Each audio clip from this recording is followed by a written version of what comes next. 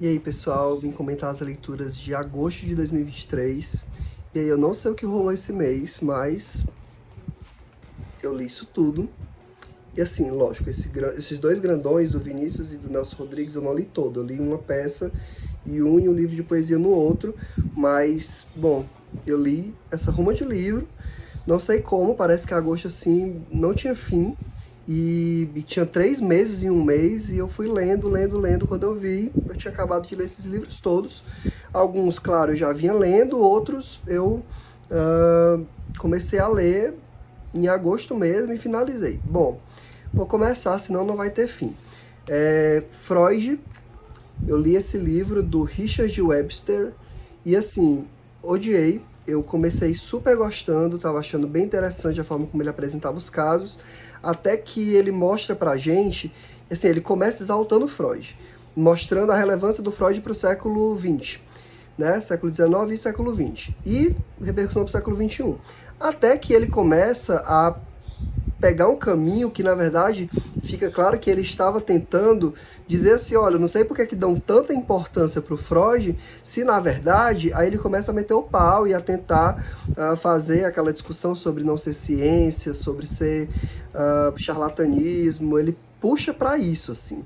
Então, não, assim, não leiam, não se deem ao trabalho, é um livro super curtinho, eu li, assim, rapidíssimo, mas não valeu a pena, porque a parte boa tá justificando uma parte ruim, então assim, não sei se tem validade nesse sentido. E aí o segundo livro que eu li foi o Livro das Areias, da Solange Rebuse, que eu li também super rápido, e foi o livro que eu escolhi como leitura dos 12 livros para 2023, do mês de agosto. Adorei a Solange, tudo que eu tenho lido dela, que eu li muito pouco, mas quando eu leio, eu gosto bastante. A Solange é maravilhosa, ela tem uma escrita muito bonita, muito poética e muito sensível, então eu gosto bastante. Tá lido, Solange, seu livro, adorei. Édipo Rei, do Sófocles. Esse livro eu li para um grupo de literatura e psicanálise, e aí reli, né? Assim, porque o Édipo Rei já está na minha vida tem um tempo. O meu TCC foi sobre, que é a minha monografia, foi sobre o complexo de Édipo, e aí eu falo sobre a história do Édipo, e me interesso demais pela peça, pela tragédia grega contada pelo Sófocles. E aí li a continuação também, que é o Édipo em Colono. Então tem o Édipo Rei e depois tem o Édipo em Colono. Só que o Édipo em Colono eu li no Kindle. Então, em livro físico eu só li o Édipo Rei. Essa edição da Zaha de bolso, clássico Zaha, tá maravilhosa, tá linda. A folha de guarda, capa dura, então o livro tá, a diagramação tá confortável, então é uma edição que vale a pena você ter, mas só tem o Édipo, né? Porque aí o Édipo é continuado pelo Édipo em Colono, e depois tem Antígona, mas nessa edição só vem o Édipo Rei. E aí, eu finalizei a leitura de um livro que eu já venho lendo há muito tempo, assim, ele não é exatamente um livro que eu estava lendo, ele é um livro que eu fui lendo os textos aos poucos, e faltavam alguns para eu finalizar o livro como um todo, e aí eu finalizei. Então é o volume 9 das obras completas do Sigmund Freud. Nesse livro traz especialmente o caso do texto falando sobre Leonardo da Vinci, que é uma recordação de infância de Leonardo da Vinci, e o caso do Homem dos Ratos, né? São dois textos relevantes que tem nessa edição, embora tenham outros importantes também, como a questão da análise selvagem, o Tabu da Virgindade. Então, esse livro é um livro importante, e eu já tinha lido e relido alguns desses textos, e eu finalizei o livro como um todo. E esse mês, assim, também, talvez eu tenha lido muito, porque eu me dediquei muito à psicanálise também, tá? Assim, o Édipo Rei foi por causa da psicanálise, o Freud por causa da psicanálise, aí o livro do Freud também, da própria psicanálise. E aí eu li esse Anos Loucos, Histórias da Psicanálise, às margens dos anos 1920, seguido do Diário de Sophie Freud, do Luiz Eduardo Prado de Oliveira, da editora Autêntica. Gente, esse livro é super atual, eu acho que ele é de 2022, e eu li ele junto com a Larissa Alverne, então a gente lia e ia comentando pelo WhatsApp, e foi muito prazeroso ler esse livro. Ele de fato foca nos anos 20, mas mais especificamente no jogo do Forte-Dá, do Freud com o neto dele, né, ele observando o neto brincar, o filho da Sophie, e ele foca muito na relação da Anna Freud com a companheira dela, né, que eu não estou lembrando o nome dela agora, que era a neta da família Tiffany's.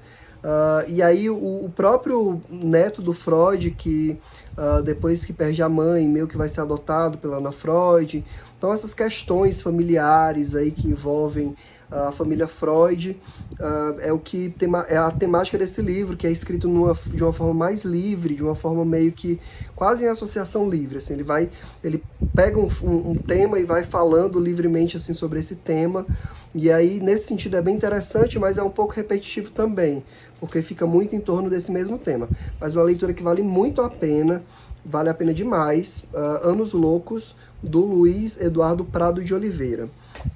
E aí, porque eu tinha lido o Édipo Rei e o Édipo em Colono, eu li esse livro que se chama Édipo Rei, do Aidit Mello. Não consigo dizer o nome desse rapaz, mas é um livro escrito por um psicanalista, já tem, eu acho que ele é de 89, do ano que eu nasci, então ele já tem 34 anos, esse livro, não, ele é de 80 e... ai Deus, enfim, ele é da década de 80, do final da década de 80. Então, é um livro que já está publicado há muito tempo, e eu só descobri um dia desse. É um psicanalista que resolve reescrever a tragédia grega. E é assim, é interessante numa perspectiva de uma reescrita, né, de um retorno à história, mas o autor ele insere elementos que vão estar no Édipo em Colono e que são anteriores à história do Édipo Rei. Então, assim, é o autor já tendo conhecimento dos efeitos do Édipo Rei, tá? Do Sófocles.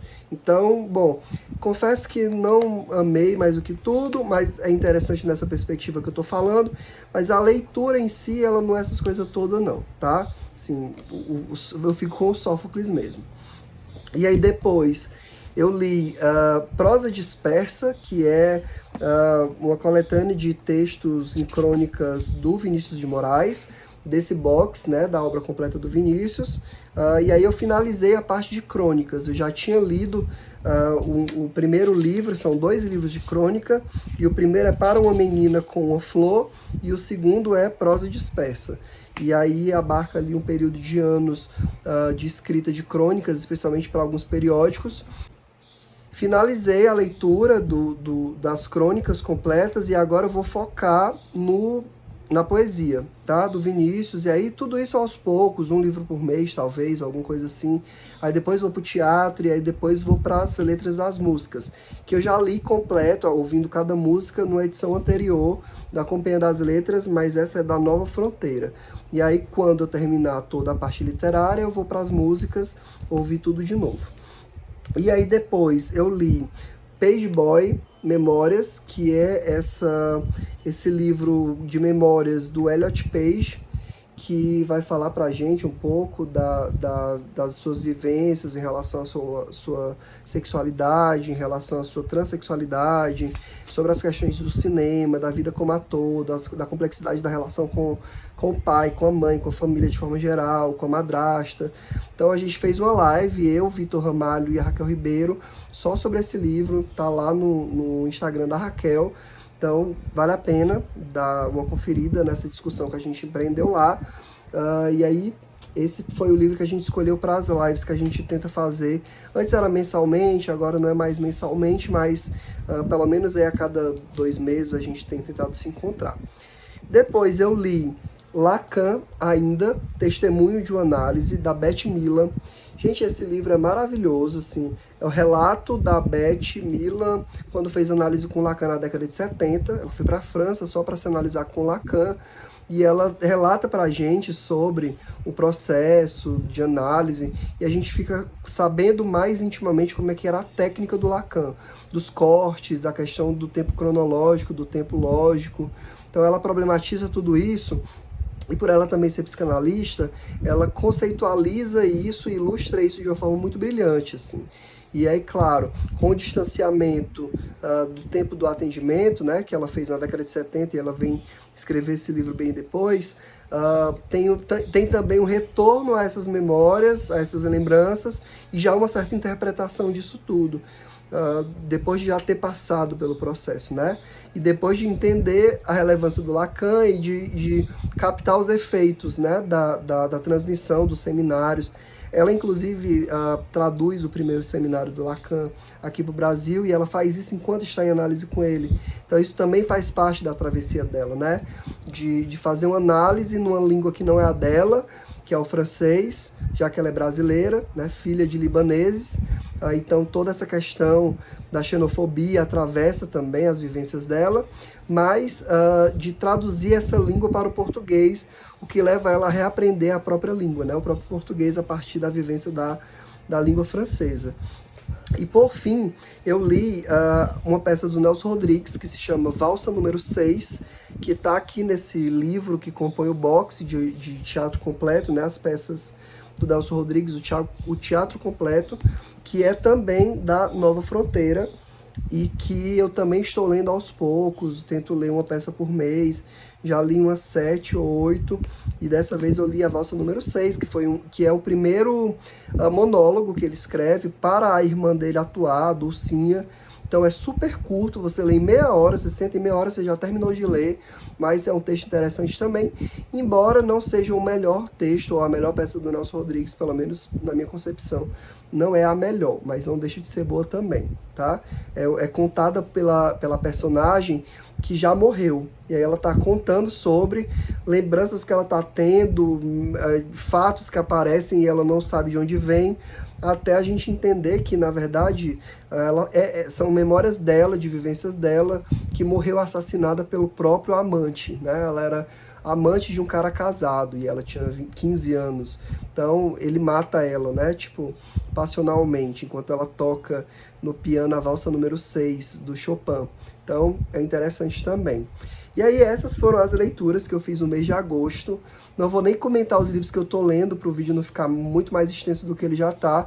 E aí, mês que vem, a gente conversa sobre os livros que eu consegui ler em setembro. E aí, eu com certeza não vou ter lido isso tudo. Então, a gente conversa daqui a um mês. Até mais.